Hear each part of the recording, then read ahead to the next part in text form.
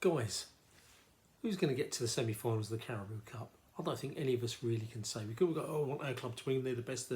But none of us know which teams our managers are going to pick. You know, are they going to play a second-rate team? Do they want to get to the semi-finals? Are they going to try and put players on the shop window so they can try and get rid of them in January sales? Their reserve academy players? None of us know. I think out of the sort of 4 games I'm looking down here, the only game that I think we know the result is going to be Southampton-Liverpool. Liverpool play their second string team and they're going to smash Southampton, who are really such a poor side. Forget what happened to them against Spurs. They're just a poor side. We all know it, been watching it. And I feel a bit sorry for them. They should never have, it doesn't matter, I was going to say should never come up, but I'll get a lot of stick for that. But we know one of the 4 semi-finalists are going to be Liverpool. I'll put money definitely down on that. Then you talk about Newcastle, Brentford. That one again, we don't know the teams they're going to play, but Newcastle surely going to play a strong team. I think Eddie Howe wants to win that cup. He wants a trophy there. There's no doubt about that.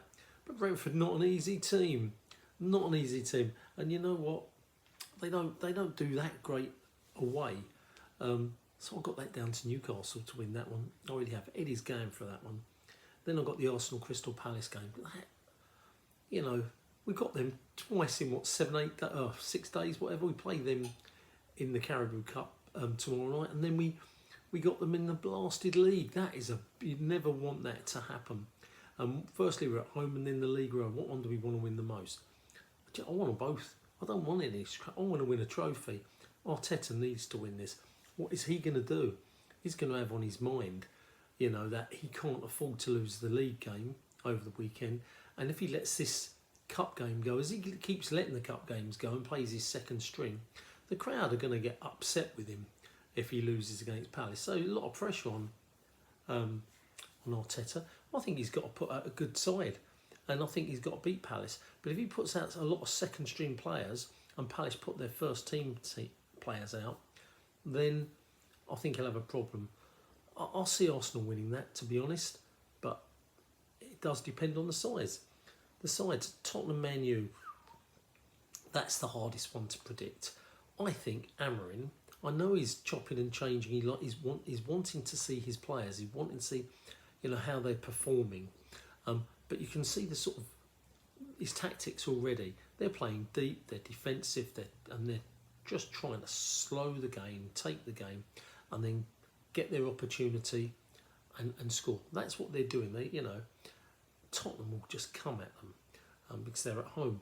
And I cannot see Postecoglou playing a second-rate team. I think he's going to go for it. He's got a couple of good youngsters there as well that he can try, keep playing. I actually see Spurs winning that. And I think Spurs could win that 3-1. I really do. They're my predictions for the Carabao Cup, but really tough. Football Chat Uncensored.